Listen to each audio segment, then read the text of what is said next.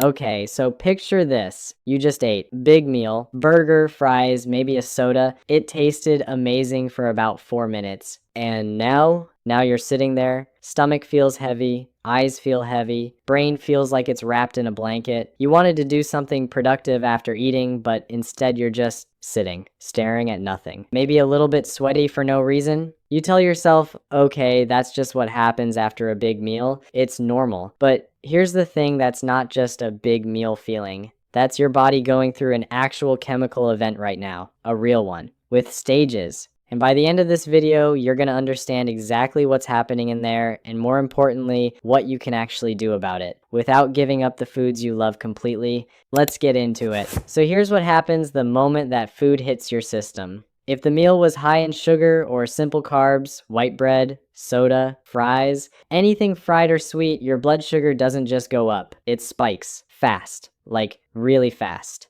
Doggy's gonna call this the sugar wave. Your body sees this sugar wave coming and panics a little because too much sugar floating around in your blood is actually dangerous if it stays there. So your body sends out the emergency response team a hormone called insulin.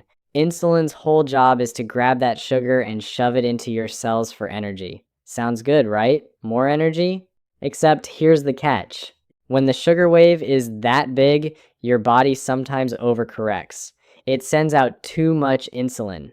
And that insulin works so well, so fast, that it pulls almost all the sugar out of your blood at once. And now your blood sugar doesn't just go back to normal. It crashes below normal. This is called the sugar crash. And that crash, that's the heavy, sleepy, foggy feeling hitting you right now. Your brain runs on sugar. Glucose is literally brain fuel. So when your blood sugar crashes, your brain is suddenly running on low fuel and it lets you know fast. That's the brain fog. That's the why can't I focus feeling. That's the heavy eyelids 20 minutes after lunch. You didn't do anything wrong by eating.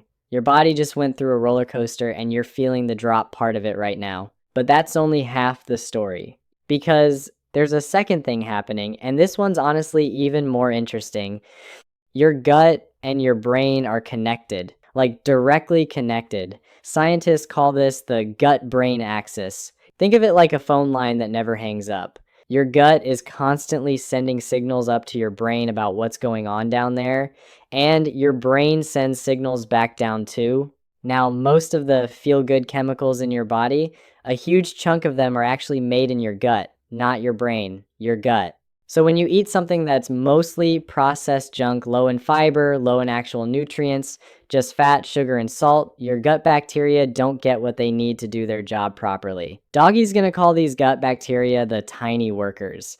And when the tiny workers don't get good materials to work with, they can't send those good signals up to your brain as effectively. Less good signal going up means your mood can take a hit too. Not just your energy, your actual mood. This is why sometimes after eating junk food, it's not just I feel tired, it's I feel kind of off, kind of low, kind of meh about everything for a bit. That's not random. That's your gut telling your brain, hey, we didn't get the good stuff this time. And here's the part that really gets people. This whole cycle, sugar wave, crash, gut signals dropping it, can actually make you crave more junk food afterward. Because your brain, running low on fuel and getting weaker feel-good signals, starts looking for a quick fix. And what gives a quick fix? More sugar, more junk. So you eat junk, feel bad, then want more junk to feel better, which makes you feel worse again. It's a loop. And it's not because you have no willpower. It's because your body is literally chasing the next spike to escape the crash it's currently in.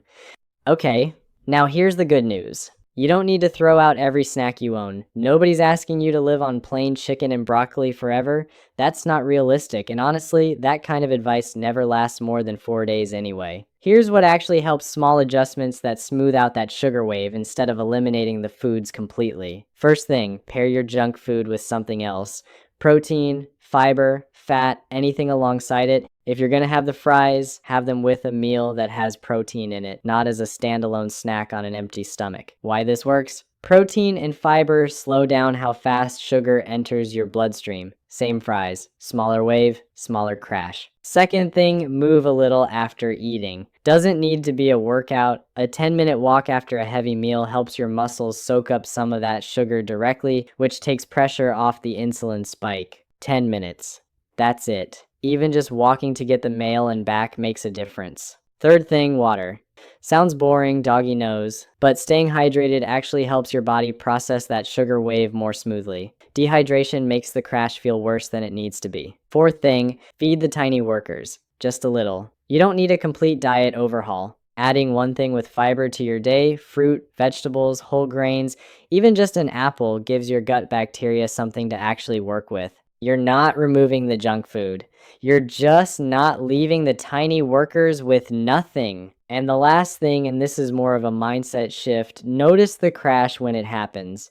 Just notice it. Don't judge it. Don't panic about it. Just go, oh, there it is. That's the crash. Because once you start noticing it, you start connecting it back to what you ate. And that connection over time naturally starts shifting what you reach for. Not because you're forcing yourself, because you start actually feeling the difference. So here's the real takeaway. That heavy, foggy, low feeling after eating junk food, it's not weakness. It's not you ate too much.